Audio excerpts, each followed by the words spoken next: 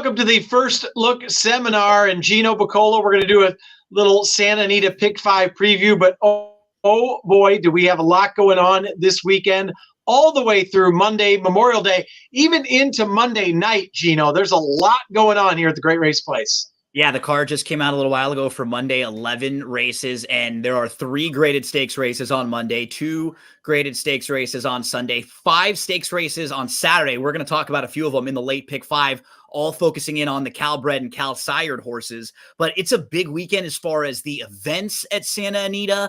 There's going to be the beer festival trackside, the Memorial Weekend Carnival, the barbecue invitational. Don't forget about sitting back and playing those free to enter pick'em contests on Saturday and on Sunday. They've got huge tournaments. Also, there's the $500 Santa Anita Challenge that you can play at ExpressBet or live at Santa Anita. And then if you don't have great success there, you can get in the feeder on Sunday to try to get qualified for the Monday Gold Cup handicapping tournament. So I'm on overload right now, Chappie, Skippy. You're going to have to kind of direct me in the right way and make sure you kind of just point me in the right direction, and we'll have a lot of stuff to be firing away this week.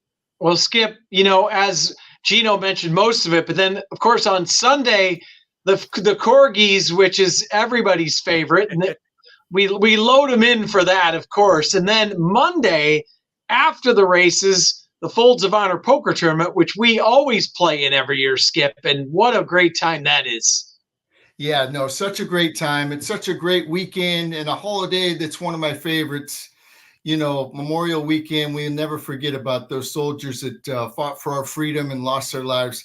Big weekend, and end off that Monday night, Memorial Day night with the Folds of Honor, and it's for such a great cause, and I'm really looking forward to this weekend.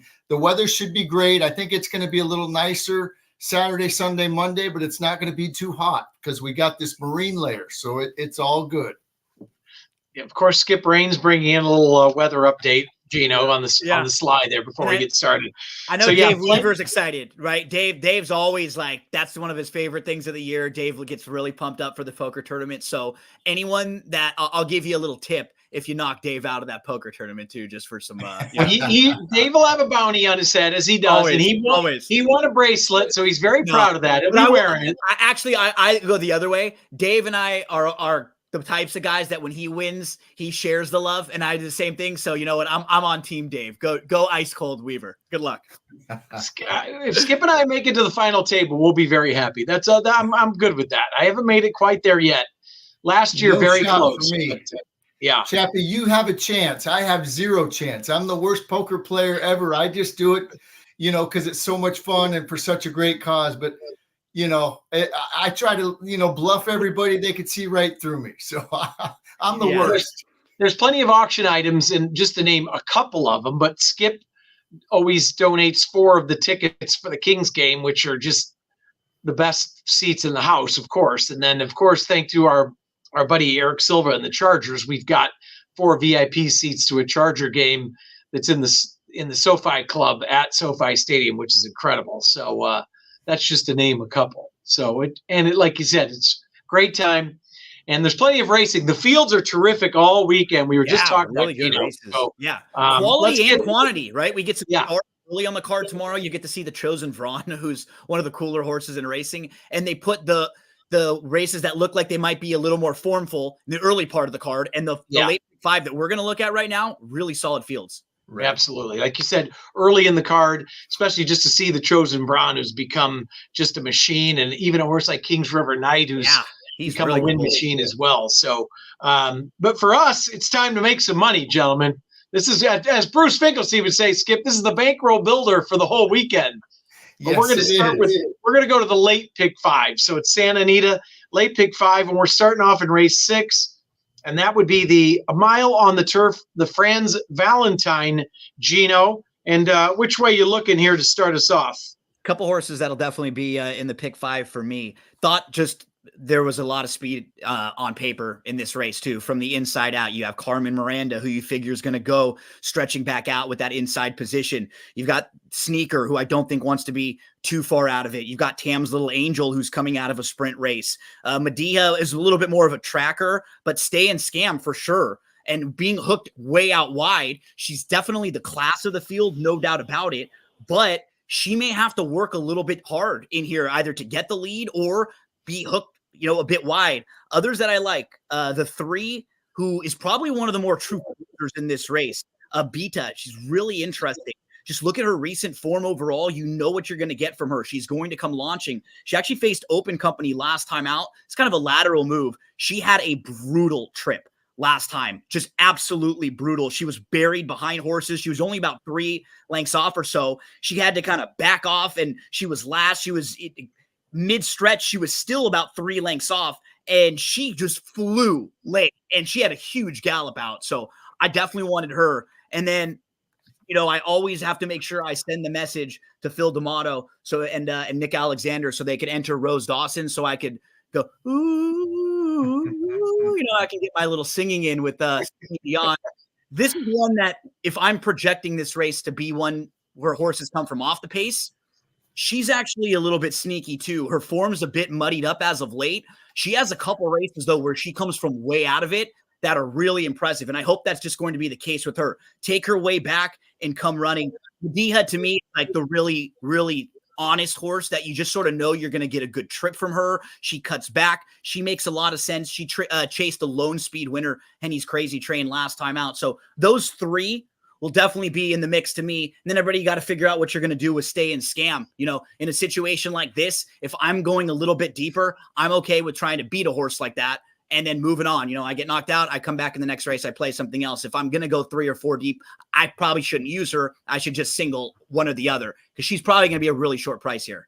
Yeah. A couple, you mentioned Medea. I think Medea can sit a little bit, who ran second to Henny's Crazy Train, who's coming back in the stake. I believe you gave out the last time. And then I thought a really sneaky horse, Skip, was the 9 Moments Pleasure, who's a big price. And if you go back and watch that last race, the rail was at 30 feet. This horse can sit, and this horse got shut off late, and I had a lot of run left. Very lightly raced, and I think this horse is moving at the right direction. It had a big price, 12-1 in the morning line. I thought that was a sneaky one to use there, Skip. Or anybody else you have to add? Yeah, Chappie, you're right with the 9, and it's the 3rd race off the break, which is usually the horse's best. My thoughts in this race, obviously the 11 is Stay and Scam's the class of the race. I'm against Stay and Scam. I know it's going back to Cowbreds. I don't like the outside post. I'm not a real big fan of the jock. He's won 2 Kentucky Derbies and he rides well, but I don't have luck with him. So I was going to Spreadsville in here and hopefully beat the 11, and I'm pretty confident that we can. A couple that I'll mention, Gino mentioned the 3, of course. Sneaker, I want to mention him. I know he's part of the speed, but boy, his last 2 races have been very impressive. Papa Padromo's having a good meet, and I just really like the way that this horse has won its last 2 races. Another one that's a bomb that nobody mentioned is the 5. George Gutierrez, he won this race. That bombs away last time. Unbelievable, 68-1. But with all the speed, this horse could come running. I think this horse is going to get, or this race is going to get crazy. And I'm just hoping a bomb comes. I'm going to use the 6, Tam's Little Angel, shipping in from Golden Gate. And you guys mentioned the 8. So I'm Spreadsville in here. Those are the ones that are definitely going to be on my ticket. Obviously, the 3 is going to be on there. I might put the 7. I'm not even going to use Stay and Scam. I'm chucking them out. No, that's how you have to play. It's an approach, right? If you're going that deep, there's no point in using the horse if you're spreading to try to, unless you have 2 or 3 other races where you only have big prices. And even otherwise, then you make you find a better way to play, right? Than using a favorite and connecting it with those horses. So that's the right approach, Skip. You're looking for prices in here. You're spreading out. And even one small thing to add on your 9, Chappie, what I like about horses like this is the time that she had off. Her speed figures are a little bit light when you compare them to the rest, but look at the time that was. That was from her 2-year-old season all the way to like the early part of a 3-year-old season. How much growth and development could there be for this filly now? And as Skip mentioned, 3rd start off the bench. So I think she's a little better than her speed figures would suggest. Moves in from a open race last time out, now back in with Cowbreds again. So lots of little things to like for a horse who's going to be a very fair price. Yeah, I agree with you. I think I love when the numbers are light like that because people tend to pass over them. But this horse, that last time out, that was a brutal trip. So and just in the progression and from being a 2-year-old to a 3-year-old, I could see a huge step forward. So I think that horse has a big look, and I'm with you guys on Stay and Scam. Just from a pace scenario, right? Drawn outside, there looks like there's a ton of speed. So that's a horse I think we can beat. All right, let's move on to the second leg, Skipper. Race 7 at Santa Anita, 6 furlongs on the main. And as we said, we're looking at a lot of Calbreds. Calbred Day tomorrow to start off a big weekend here. What's your thoughts here in race leg number 2? My top play is the 6, Whimsical Hair. This horse came off the break and has won 2 in a row. And the last one was very impressive. The buyer speed figures are trending the right way. They keep improving. Mark Glatt's having a great meet. I like the 6 the best. It's 4-1. I'm going to use a couple other ones in here. I'm going to use the 1, Irish Wane or Wahine, or however you say it. Gina will. I think Wahine. Wahine. Yeah. The Baraccio barn's been on fire. I don't like the rail, but it's got 5 wins of his 10 at Santa Anita. This horse likes to win. 23 starts, 10 wins. So 8 starts, 5 wins. I got to use the 1. The 2, Tizzy Twister, I'm definitely using 2. Our buddy Gary Hartuni in Rockingham Ranch has the 1 and the 2 in here. Papa Badromo does great off the claim. He wins 27%. And this horse likes Santa Anita. 5 of the 6 wins have been over the Santa Anita main track. So I'm going 1, 2, 6, and I might add the 4 into. I like that JJ Hernandez jumps aboard. I like the blinkers off, but I'm going to go 1, 2, 6 for sure, and I might add the 4 also. I probably will. So 1, 2, 4, 6 for me. Yeah, the 6. If you go watch that was very visually impressive, that last race against much lesser, but that horse took the blinkers off the last 2 races and has improved dramatically. And I think it's definitely going the right direction, Gina. It makes a lot of sense. Her whole overall form. She faced a little bit better early on in her career, and you could see something just probably went a little bit wrong. She had trouble, and then following that trouble, she's off for 10 months. She shows back up. They put her in a softer spot because she's been off for 10 months. And then what's nice, she gets the victory. She gets another one. And now you can put her in this spot where she's protected. It's like they got a little lucky. They snuck it. They snuck away with putting her in spots where they were aggressively handling her. But because she came off the bench, and then you were worried a little bit after that, like, oh no, they're going back to a low spot. They did it perfectly. And now you're able to protect her. And she just, as Skip pointed out, she's moving in the right direction. She should sit a beautiful trip from the outside, not, just a few lengths off the pace in here. One intriguing horse that was not mentioned that I might throw in here is the 7 Alfonso. So this horse does have a little bit of a layoff to deal with, and that would be the biggest concern. Now, the barn actually has fired with a horse off a long layoff in a limited sample size, right? We're not talking like, they have tons of horses coming off long layoffs, so it's hard to get a real gauge, but we know at least they're capable of doing it. This horse has like a good race going 6 on the dirt. And then following that race, you just see races against Better and against Open Company. And now this horse gets to come back in with Calbreds, gets a cutback in distance here. So, and based on speed figures, she fits pretty well. Also, she's a 5-year-old mare who's only raced 6 times. So like a lot of these horses like that are more lightly raced at that point, they've probably had a physical issue or 2 along the way, and probably why they're down at maybe some lower levels before they step up. But she's never even been in for a tag or anything. You kind of go through her overall form. I thought Alfonso was also capable. Skip mentioned the 1, Irish Wahine. The only knock I'd have on her, she got such a perfect trip from the outside last time, where she just got to sit right to the outside of the horse on the lead. That horse stopped and she was right there. It'll be different for her this time. She'll either have to go or she'll have to probably sit behind horses and come around. So it won't be that fall into it type trip. And Skip also mentioned Danzig Cat. So Skippy, you and I, pretty similar in this race. I'll mention one horse that I think is a must use as well. And I know it's not a big field, but wish they all could be the 5. Two back was claimed and was antsy and off slow. Then the last time drew the rail, and that horse had to send.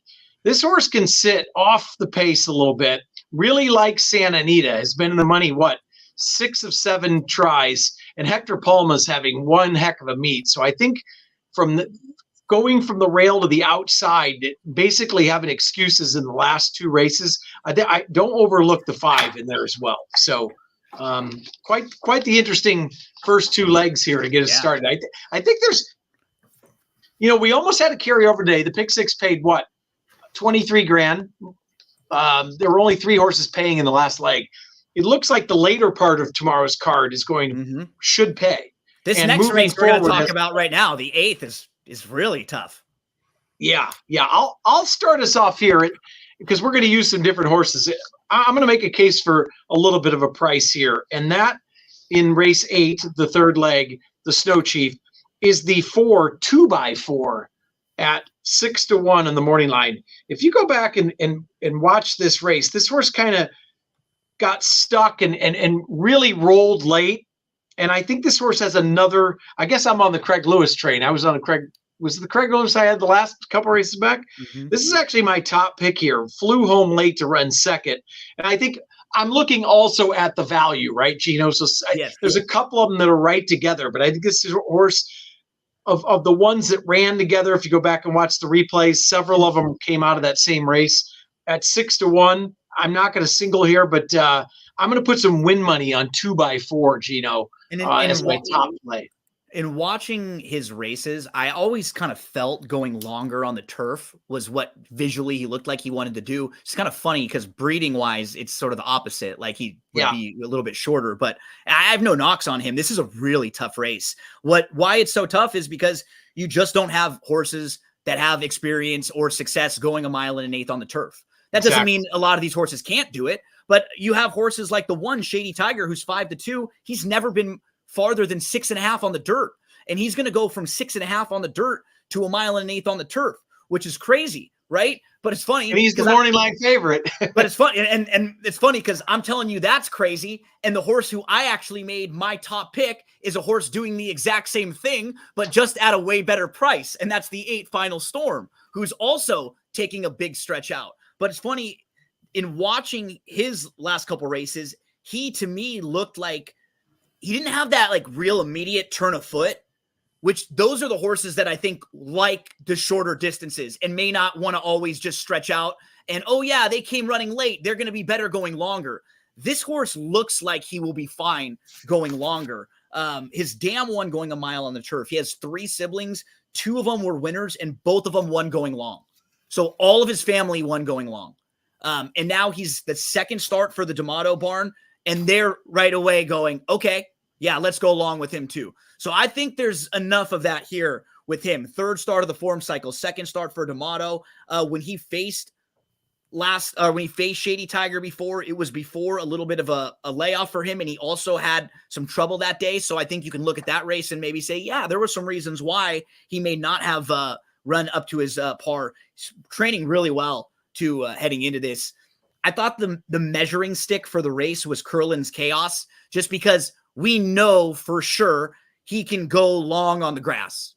And he's done it a couple times. You eliminate the 2 races where he gets beat by Stronghold, who actually came back and ran pretty well in the Derby. Honestly, he fired a good shot. He was just behind that top tier. So he's, to me, the horse to beat. I think Final Storm might be the horse to bet. I'll give you one fun long shot that'll probably make the pick 5 for me too. Tamarando Star, who comes in from Golden Gate. This is another one of these horses who's been facing open company basically his entire career. He was only on the grass once, and it was in his second start. He showed speed. He was good that day. He finished 3rd, and his dam is a multiple stakes winner going long on the turf. She won at 1 1/8 on the turf. He's now going to make his 3rd start off the bench. His last start put a line right through it. He was parked wide all the way around. He actually made a big move in the middle of the race all the way up into contention. He was about a half length in contention at the top of the lane, and he just faded because he was 4 wide, about 6 lengths off all the way around. I had so much fun handicapping this late part of the card. There are a lot of races like this where there are 3 or 4 horses that all are intriguing prices that you feel like you can make a case for. I might be dead wrong, but these are the horses that as a gambler and a handicapper, I'm looking for. So I thought a couple in here that were, really fair prices. 8, 5, 7, some of the fun ones for me here. Right, 5, 7 of the fun ones for him. The 4 is the fun one for me. Skip, are you having any fun here with any other ones that we haven't mentioned? I'm glad Gino mentioned the 7 because the 7 was one of my fun ones. But I'm going to use it too. Size does matter. Rispoli had a great day today. He might be able to continue this tomorrow. This horse has run long on the grass, a mile. It's going 1 1/8 now, but I like the fact that it has done it. This horse does like the grass. I think it's better on the grass than it is the dirt. So I'm going to use the 2. I'm going to use the 4. Curlin's Chaos, as we said, or you guys said, the horse to beat, 2 for 2 over Santa Anita's turf. You know, it ran against Stronghold and the Santa Anita Derby and the Sunland Park Derby. That horse is obviously the horse to beat. That last work on the 18th, I'm not looking at the time, but just the way that it did it, I thought that horse had worked better before that. So that's why I'm going to use a couple other ones there. Maybe I'm completely wrong. It was on the dirt. It's a turf horse, but I've seen that horse work better, but it still was good, but I'm not going to single or go too deep. I'm going to use a couple other ones in here. So I'm going to go 2. The 4 is definitely going to be on my ticket, Chappie. I'm glad you mentioned that one. I'm going 2, 4, 5, 7, and Final Storm, the 8. Broke from the rail last time, was fractious at the gate. I bet it that day. I never thought it was going to get up and win, and it sure did. D'Amato, I think, has done a great job with this horse, and I don't think the distance will be a problem. You know, Blame with Arch, everything with Arch on it, I bet on the grass because they love the turf. So those are the ones I'm using. I'm going 2, 4, 5, 7, and 8. Now, Skip, is Zenyatta in the background today or no? She's not there today. Oh, she is. She is. Oh, okay. Then, because when you mentioned Blame, I thought maybe she might have a problem with that. Yeah, she might have perked her head up and heard, you know? Yeah. She tried to act like she didn't hear it, buddy. Yeah. Okay. You may have had to say it in the Trevor Denman voice. You know what I mean? If you said it in that way, she might have recognized. But you know, I don't mean to get the dog riled up. I know you've had a long night, so we. That still hurts me that Zenyatta lost that last race to Blame. I mean, that was brutal. That was brutal. The funniest thing is just the call because it's like, can you imagine being the owners of Blame? He was everyone's rooting for Zenyatta. That's the most disappointing call of a winner. Sometimes they put the they'll put the call of the races sometimes on for like a stallion commercial. You know, like they weren't going to use that one for Blame. No. You know what I mean? Yeah. It's like, Blame. You know, so like they definitely want something that's got Blame a little more in it for the Blame. What do you say? He literally said, then Zenyatta, Blame. Yeah, I know. And you know what's crazy? I actually won a lot more money with Blame winning because of my save tickets, but I was still like upset. I'm like, I didn't, it was crazy. But yeah, I'll never forget that. And you guys can't see Zenyatta, but she's biting me in the back after I said that. So yeah. Oh yeah, because you said Blame. Sorry, I didn't mean to get the dog riled up. Thanks, Chappie. Thanks a lot. You know. All right, let's move on to the night as we went off on a tangent, getting the dog riled up. We're going to the Mel Air here, 1 1/16 on the main. Another interesting race, and this one, Skip, it's because most of the field hasn't gone 2 turns, or at least a lot of the contenders. So what were your thoughts here? Sometimes you have to project on horses that have never gone long. What were your thoughts here, Skip? My thoughts is I'm going to single here. So am I. I'm singling the 4. It's 8-5. It won at 1 mile going on the grass at Santa Anita. It's 2 for 2 at Santa Anita on the dirt. The favorites have won this race 7 to 10 times since they moved it to Santa Anita. Look at these works. Steve Speck doesn't work horses like that. Now, we can't watch them on XBTV, but I mean, 113 out of the gate, 112 and 2. I love the mile in 140, giving that stamina work. and then they sharpened it up with a 58-4. He's got this horse on tilt. It's ready to go. I'm singling the 4.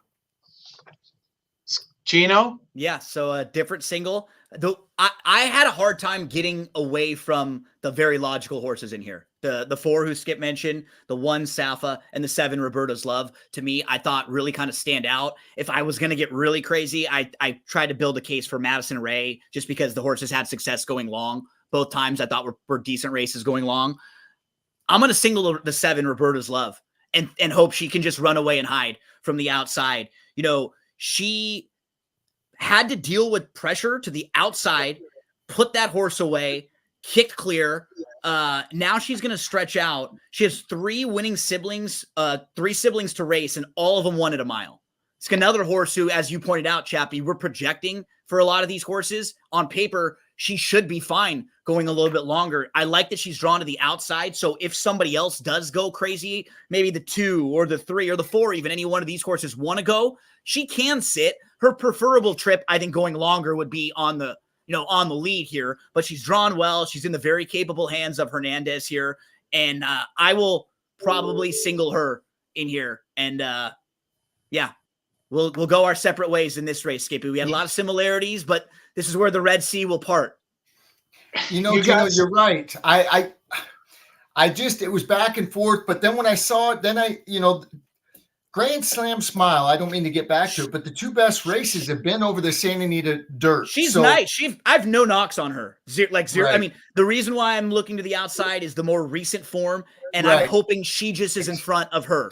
And that's how I'm thinking maybe Grand Slam Smile sitting a little bit, and the 7 goes. Safa, I swear I played her all 4 of the last 4 times that she's gotten in trouble. And she has got a bunch of talent. She just seems like she's one of those horses that 4 straight times has the slowest start. She puts herself like in a bad spot. Just kind of compare her to the other 2 horses we're talking about. She may have a lot more to do than those 2, and that's probably why I'm going to lean to the outside in here. Well, you guys, Chappie? I'm using both of them. There's no way I'm singling in here. I'm spreading out a little bit in here. I just can't figure it out. With horses not going 2 turns. I know Roberta's Love's got a ton of talent, and so does Grand Slam Smile, but there's not enough to go on for me to single in here. So let's move on to the last race. I'm going to take a couple shots singling earlier in the sequence. Take my shots with 6, 7 to 1s, and I'm certainly not singling in the last leg here, Skip. I'll talk about one horse I think that's interesting that I'm not singling, and it's no big surprise, but the outside horse, Our Bucky Charm for Mike Pipey, who I know the barn is very high on, drawn outside. This horse went to the lead last time, doesn't need the lead, had the rail. It's a Munnings older 5-year-old that finally got his first start. They just had a lot of problems getting this horse to the track. Nothing serious. And there's not that much other speed either, right? Like, if she is just sent from the outside, Dam tried turf 3 times, was second beaten a neck in one of them, so there's at least some turf there. Yeah, I had a hard time leaving her out of any. Yeah. If you're playing any type of exotics, like if she has a 2-length lead turning for home, you're going to be in some serious trouble. Yeah, I'm going to include Left Hand Man. I don't know if maybe Dirt's better for Left Hand Man, but with the outside draw, the speed, Glatt, I think that's the automatic use. And I'll say for him, because while we're on him, just to kind of piggyback him a little bit, his grass race was a little bit sneaky. He was down on the inside. He was 7th. He was in tight. He just did not have room, and he kept getting pushed back farther and farther and farther and farther, and he just had no chance. And he finally angled around, and he got a chance to stretch his legs a little bit, and he did. You could see he actually made up some ground there. It was finally when he got an opportunity. And then after that, he's off for 10 months. He shows back up. He runs into one of the sharpest horses around right now, Man of Rose, who I think has thrown up 3 straight mid-90s Beyer speed figures since they put that horse in dirt sprints. And then Left Hand Man needed that race, ran fine that day, comes back on April the 6th, wins. Dam won on the turf. One of 2 siblings won on the turf. I thought it was all to the outside in this race too. A couple other. I mean, I've been obsessed with Leia's Candy. I've got to use one more time, but that horse always finds trouble or has something. It bothers me. The work on April 27th on XBTV was great, and I just always thought this horse has more talent than shown. And then the other horse I'm going to use at a price is the 3 'Tis a Good Thing. This horse, Vronsky, it's got some talent. Carly Gaines off the layoff, or second off the layoff now. And the March 9th work, that's going back a ways, but worked with a good horse, Big Bet, Joffin Safa, and worked very well. Just at the big price, 15 to 1 more line, that's a bomb I'm going to throw in. So, Gino, what do you?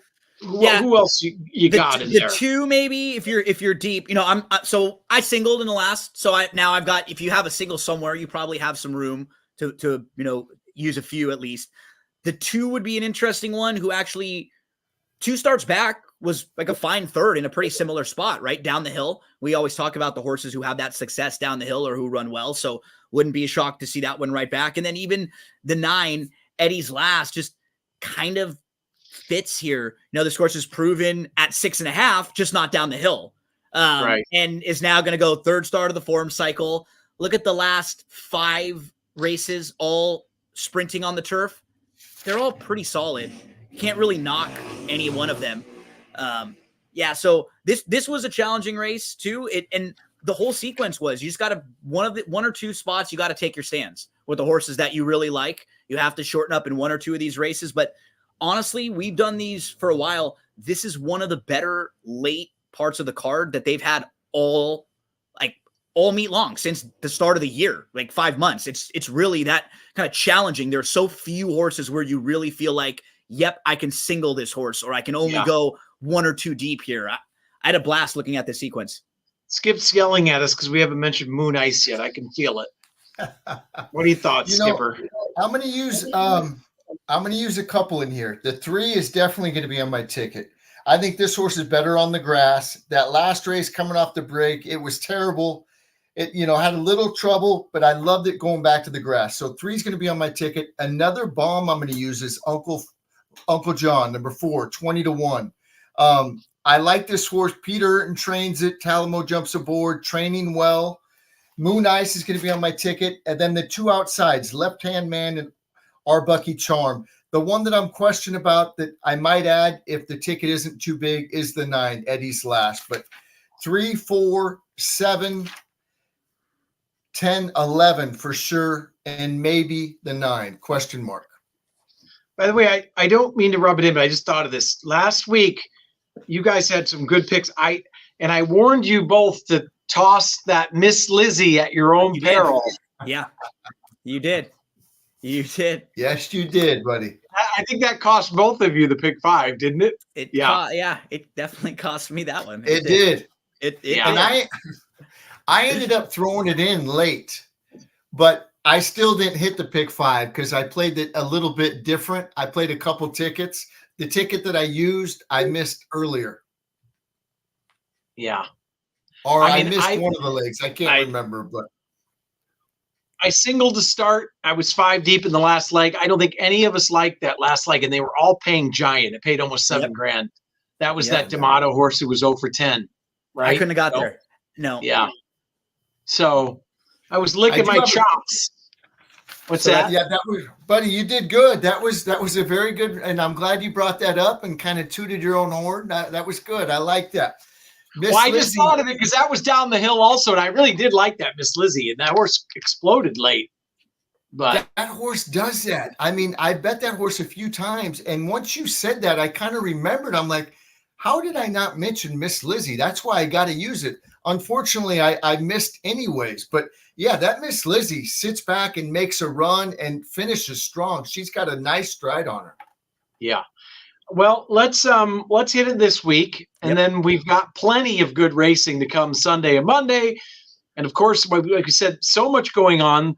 Of course, the highlight on Sunday, besides the racing, the Corgis that everybody loves, and then Monday, the Folds of Honor. Folds of Honor, right here. Come out and play. It is terrific. We will all be playing jockeys play, trainers play. It's so much fun. We'll have a bounty and we'll all have a vendetta to knock Dave Weaver out. There we go. And then we'll buy each other a drink when we knock him out.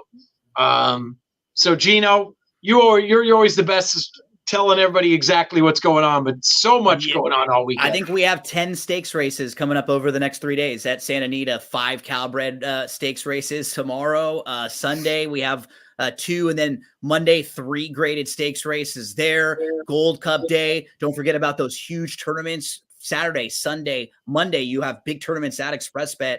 Saturday and Monday are the big ones. And then Sunday, there's a feeder to get you into Monday. Pick'em.santanita.com. Corgis this weekend. The barbecue experience. The carnival in the infield. Skip's hitting the pick 5. Chappie's hitting the pick 5. I'm hitting the pick 5. We're doing this.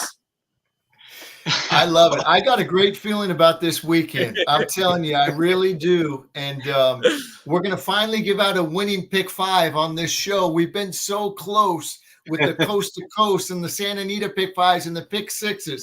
We're going to do it this weekend. It's time. It's time, gentlemen. All right, join us for more info tomorrow morning on the Morning Line Sports Show at AM 830 from 8 to 9. Or TML AM 830 on Facebook Live or Instagram Live. And we will give some picks from all over the country. Gino will join us again, of course. And the one thing I learned from this is if you ever say blame in front of Zenyatta, don't say it the way Trevor Dedman, because he'll bite Skip in the back. Yep.